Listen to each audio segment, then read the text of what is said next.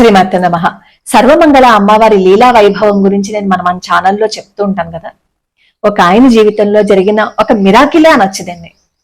Video చూసే ముందు మనం అమ్మ సర్వమంగళ అని కామెంట్ చేసేసి ఈ వీడియో చూసేద్దాం. ఇంకెందుకు ఆలస్యం?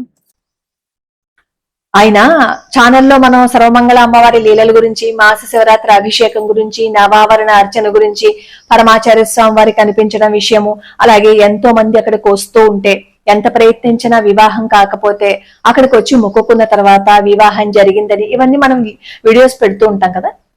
ఆ వీడియోస్ ని చూసి కొంతమంది అసలు అక్కడ ఏమీ జరగట్లేదు, అదేమీ స్థల పురాణం లేదు, పుట్టించేశారు, కొత్తగా కట్టేశారు అని ఆ మధ్య కొంతమంది కొన్ని వీడియోస్ చేసుకున్నారులేండి. ఆ వీడియోస్ ప్రభావంతో ఆయన కూడా ఏమనుకున్నారట, అక్కడ ఏదో వ్యాపారం జరిగిపోతుందేమో అని చెప్పి అమ్మవారి ఆలయంలో జరిగే ప్రతి విశేషం గురించి నెగిటివ్ గా మాట్లాడడం మొదలు పెట్టారట.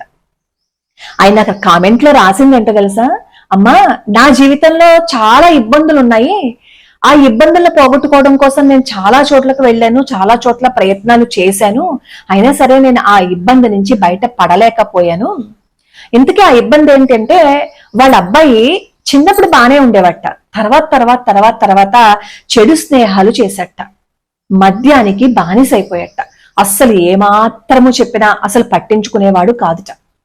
పైగా వీళ్ళ అమ్మా నాన్నల మీదే అతను చెయ్యెత్తే స్థితికి వచ్చేసట. ప్రతి క్షణం బాధపడుతూ ఉంటే మన ఛానల్లో వీడియోస్ చూసి కింద కామెంట్లు పెట్టేవారు. నాకు కూడా గుర్తుంది, 1-2 కామెంట్లు నేను కూడా చూశాను.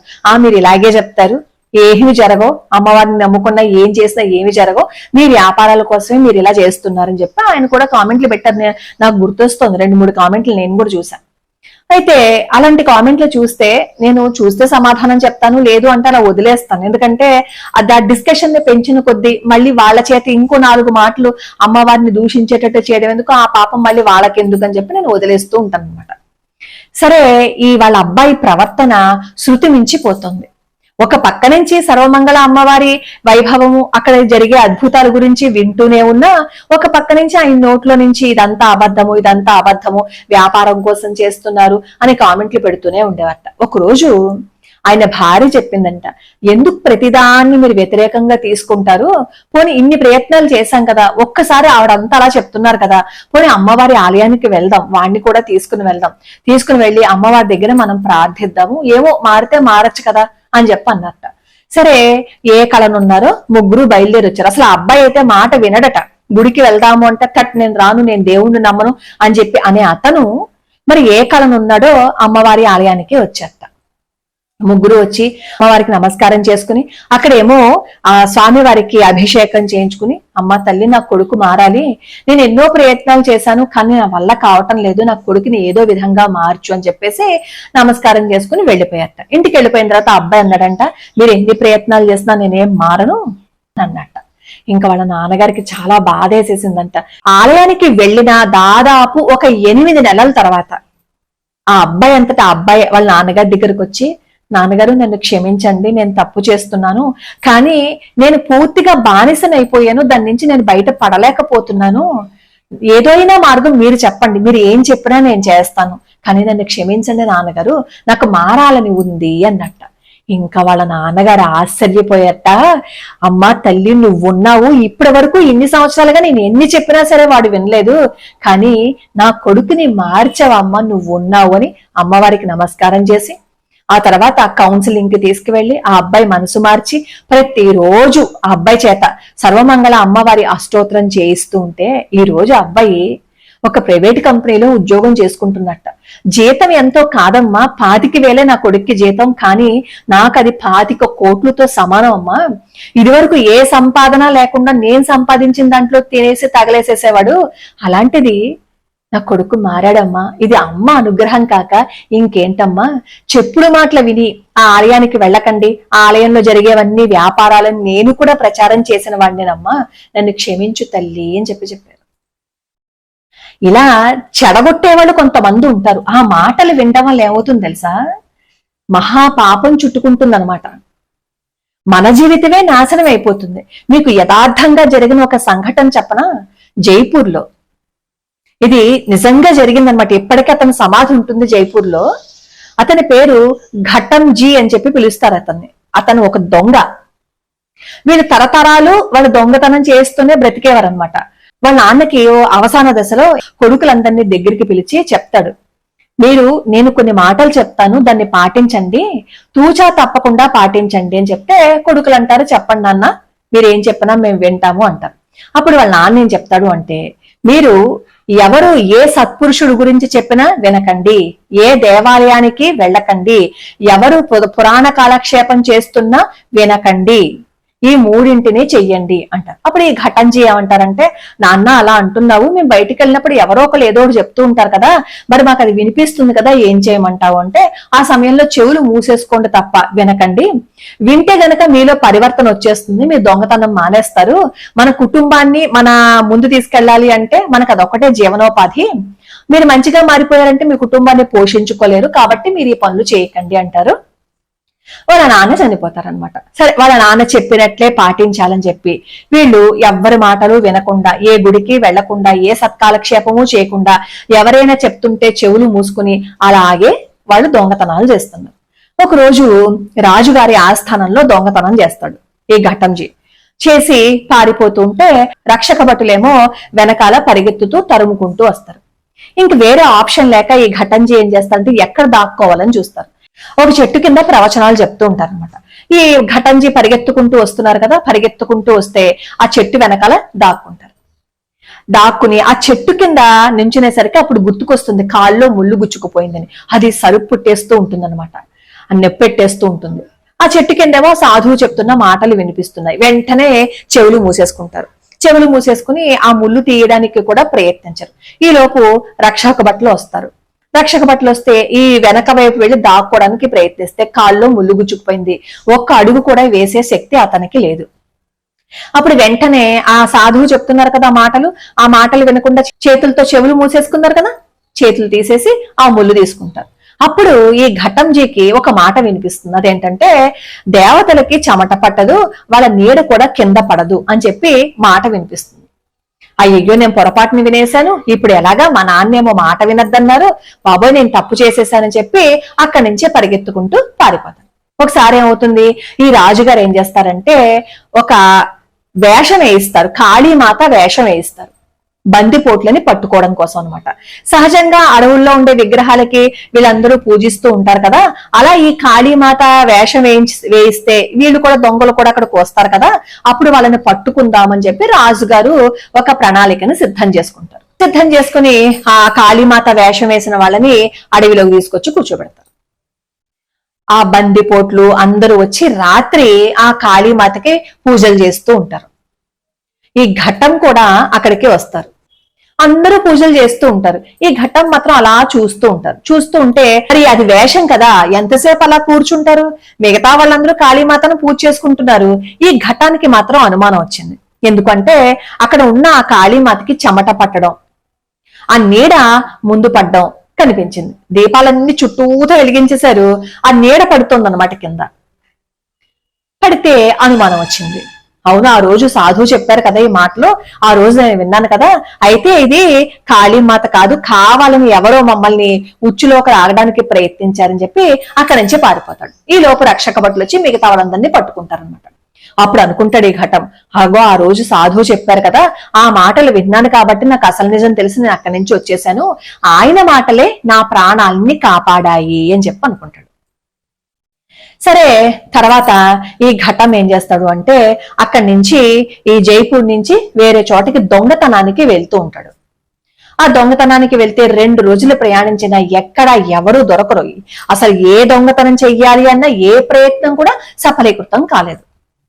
కాకపోతే ఒక చెట్టు కింద కూర్చుని ఒక సాధువు ధ్యానంలో ఉంటే అక్కడికి వెళ్లి నమస్కారం చేసుకోవాలనుకున్నారు. ఎందుకంటే కిందటిసారి ఆ సాధువు చెప్పిన మాటే కదా తన ప్రాణాలు కాపాడింది, కాబట్టి ఒకసారి నమస్కారం చేసుకుందాం, మా నాన్న చెప్పిన మాటలన్నీ తప్పే, మా నాన్న చెప్పిన మాటలు విని నిజంగా ఆ సాధువు చెప్పిన మాటలు నా చెవుడు పడి ఉండకపోతే నా ప్రాణాలు పోయి ఉండేవి కదా, కాబట్టి ఈసారి మా నాన్న నమస్కారం చెయ్యొద్దు అని నాకు చెప్పినా ఆ మాట తప్పి నేను నమస్కారం చేస్తున్నానని చెప్పి ఆ సాధువుకి నమస్కారం చేస్తారనమాట. చేస్తే ఆ సాధువు ఏం చేస్తారంటే ఈ ఘట్టంని దీవిస్తారు. సంతోషం అయినా, నువ్వు ఎవరు, ఎక్కడి నుంచి వచ్చావు అని చెప్పి చెప్తారు.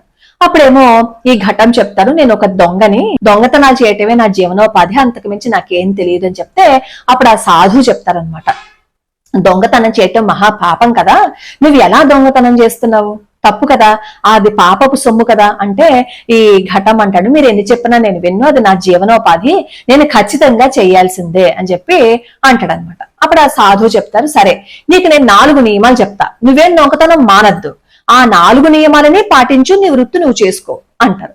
సరే ఇదేదో బానే ఉంది కదా, నా వృత్తి నన్ను చేసుకోమన్నప్పుడు నాకు ఇబ్బంది ఏంటి, చెప్పండి మీరు ఏం చెప్పినా నేను చేస్తాను అంటారు.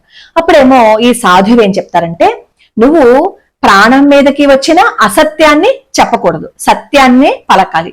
ఏ దేవాలయం కనిపించినా, నువ్వు ఎంత పనిలో ఉన్నా, ఎంత వేగంగా ఎక్కడికి వెళ్ళాలి అని అనుకున్నా, దేవాలయం కనిపిస్తే ఒక్క క్షణం అక్కడ ఆగి నువ్వు ప్రదక్షిణ చేసి నమస్కారం చేసి వెళ్ళాలి. సాధు సత్పురుషులని నువ్వు పోషించాలి, నీకు ఎవరైనా సాధువులు కనపడితే వాళ్ళకి తగినట్లు సత్కారం చెయ్యాలి.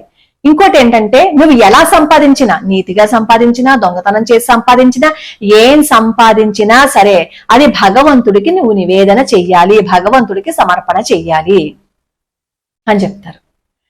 చెబితే ఇంకా మరి మాట ఇచ్చేసాడు కదా, నువ్వేం చెప్పినా నేను చేస్తాను, నన్ను దొంగతనం మానకుండా ఉంటే చాలని, సరే చేద్దాం తప్పే ఉంది, గురువుగారికి మాట ఇచ్చేసాను కదా అని చెప్పి, సరే అలాగే చేస్తానండి అని చెప్పంటారు.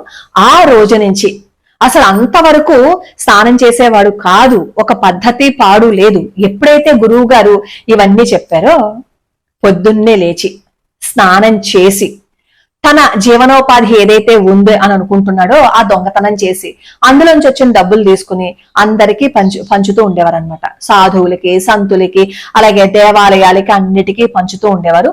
గుళ్ళో కూడా ఏవో సత్కార్యాలు చేస్తూ ఉండేవాడు, గుడికి వెళ్తూ ఉండేవాడు. అలా కొన్ని సంవత్సరాల పాటు చేశాడు. ఒకసారి ఏమవుతుందంటే, తన జీవితాన్ని ఆ విధంగా మార్చిన ఆ సాధువుకి ఏదైనా ఒక మహత్కార్యం చెయ్యాలి అని అనుకున్నారు. తన దగ్గర డబ్బులు లేవు, రాజుగారి గుర్రాన్ని దొంగిలించేద్దాము అని చెప్పి అనుకుంటారనమాట. ఆ రాజుగారి గుర్రాన్ని దొంగిలించడానికి ఏం చేస్తారు, మారు వేషం వేసుకుని వెళ్తాడు. మారు వేషం వేసుకెళ్తే అక్కడ కాపలా వాళ్ళు ఉంటారు కదా, ఆ కాపలా వాడు అడుగుతాడనమాట, ఎవరు నువ్వు, ఎక్కడి నుంచి వచ్చావు అంటే వెంటనే నిజం చెప్పేస్తే పట్టుబడిపోతాడు. కానీ నిజం చెప్పాలని గురువు గారు చెప్పారు, ఏం చేయాలో తెలియక చెప్తాడు, నేను ఒక దొంగని, రాజుగారి ఆస్థానంలో గుర్రం దొంగిలించడానికి వచ్చాను అని చెప్పి చెప్తాడు అనమాట. అప్పుడు ఆ కాపలా భట్టుడు అనుకుంటాడు, ఆ రాజుగారితో ఏదో పనుండి వచ్చుండుంటాడు, నేనేమో ఈ దొంగ అని చెప్పి పట్టుకుని రాజుగారి దగ్గర తీసుకెళ్తే తన పని సులభంగా అయిపోతుంది కాబట్టి ఇలా అబద్ధం చెప్పు ఉంటాడు అని నిజం చెప్పినా పట్టించుకోడు అనమాట. పట్టించుకోకుండా వదిలేస్తాడు. ఇతను లోపలికి వెళ్ళిపోతాడు. లోపలికి వెళ్ళిపోయిన తర్వాత అతను సైనికుడు వేషంలో వచ్చాడనమాట. ఈ ఘటం కూడా అక్కడేమో గుర్రాన్నేమో తీసుకుని, సైనికుడు వేషంలో వచ్చాడు కదా కాబట్టి ఎవరు అడ్డు చెప్పరు, ఓహో ఎవరో సైనికుళ్ళు అనుకుంటారు. ఆ గుర్రం వెళ్ళిపోతుంటే నోరు మూసుకుని కూర్చుంటారు అనమాట. అలా వెళ్ళిపోతూ ఉంటే ఒక చోట కృష్ణుడి ఆలయం కనిపిస్తుంది. అక్కడ పూజ అంతా జరుగుతూ ఉంటుంది, హారతి వినబడుతుంది అనమాట. గురువుగారు చెప్పారు కదా, నీకు గుడి కనిపిస్తే మాత్రం ఎటువంటి పరిస్థితుల్లో అయినా సరే నువ్వు ఎంత కంగారుగా ఉన్నా, ఏ పనిలో ఉన్నా అక్కడ ఆగి నమస్కారం చేసుకుని వెళ్ళాలని చెప్పారు కదా. కాబట్టి ఏం చేశాడంటే ఘటము అక్కడ గుర్రాన్ని కట్టేసి లోపలికి వెళ్లి ప్రదక్షిణలన్నీ చేశారు. ఈ లోపు అది రాజుగారు గుర్రము అని అందరికీ తెలుసు. అదేంటి రాజుగారు గుర్రం వేసుకుని వచ్చేసాడు, వీడు బహుశా దొంగ అయ్యి ఉంటాడని చెప్పి రక్షక భటులకి కబురు పంపిస్తారు. రక్షక భటులు వస్తారు. వచ్చేసరికి ఆ గుర్రం రంగు మారిపోతుంది. ఈ లోపు ఘటం వస్తాడనమాట ఈ గుర్రం దగ్గరికి. ఈ రక్షక భటులేమో ఘటం దగ్గరికి వచ్చి అంటారు, అదేంటి నువ్వు రాజుగారి గుర్రం నల్లగా ఉంటుంది కదా, ఇది తెల్లగా ఎలా ఉంది అని చెప్పి అడుగుతారు. అప్పుడేమో ఈ ఘటం అంటాడు, ఏమో నేను ప్రతిదాన్ని కృష్ణుడికే సమర్పిస్తాను కదా, కృష్ణుడికి నలుపు రంగు నచ్చలేదేమో, అందుకే తెలుపుగా మార్చేశాడేమో అంటారు.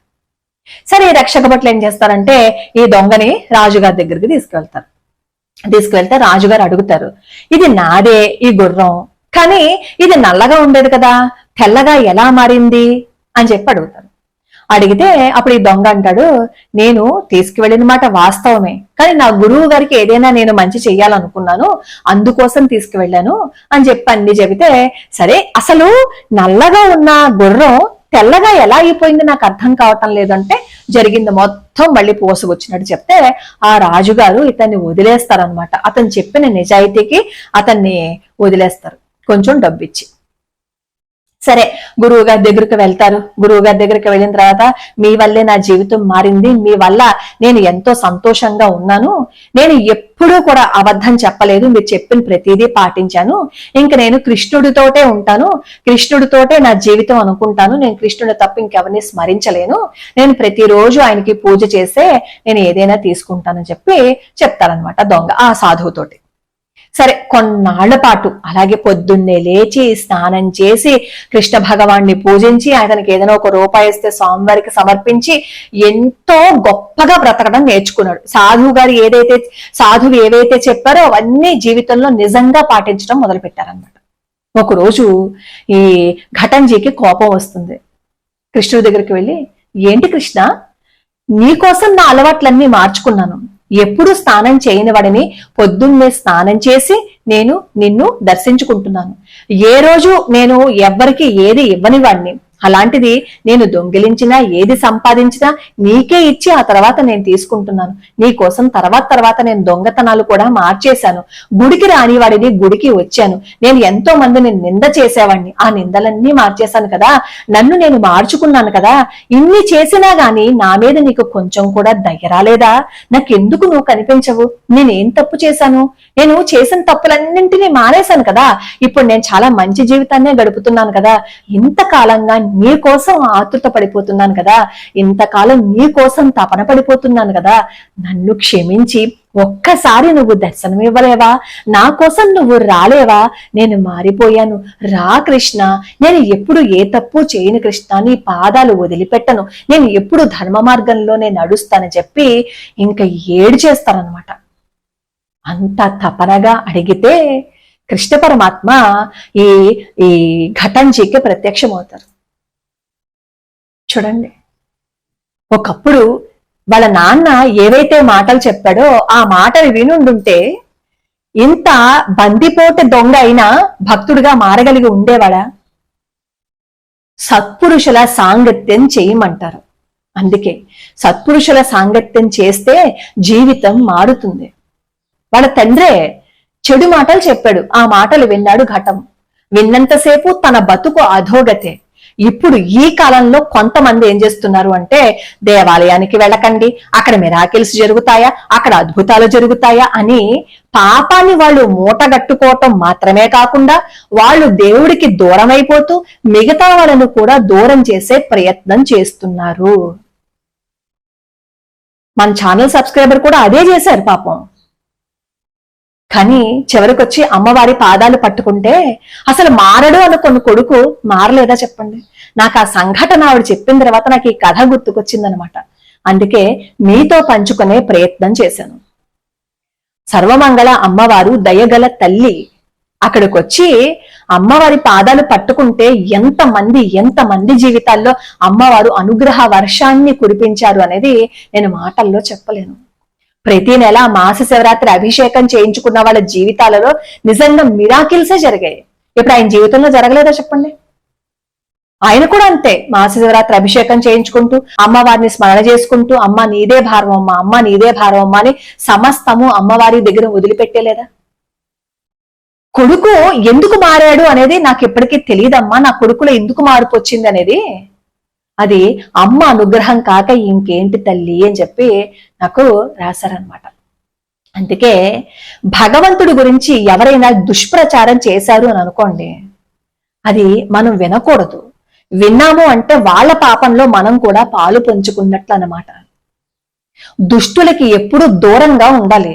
మన అంతరాత్మ చెప్తుంది మనకి, ఒరే నువ్వు చేసే తప్పురా, నువ్వు మాట్లాడేది తప్పురా అని మనకు అంతరాత్మ చెప్తుంది. కానీ మనం మన అంతరాత్మ నోరు బలవంతంగా నొక్కేస్తాం అనమాట. అది నిజం చెప్పింది, అది సత్యం చెప్పింది అనుకోని మనం మాడిపోతాం కదా.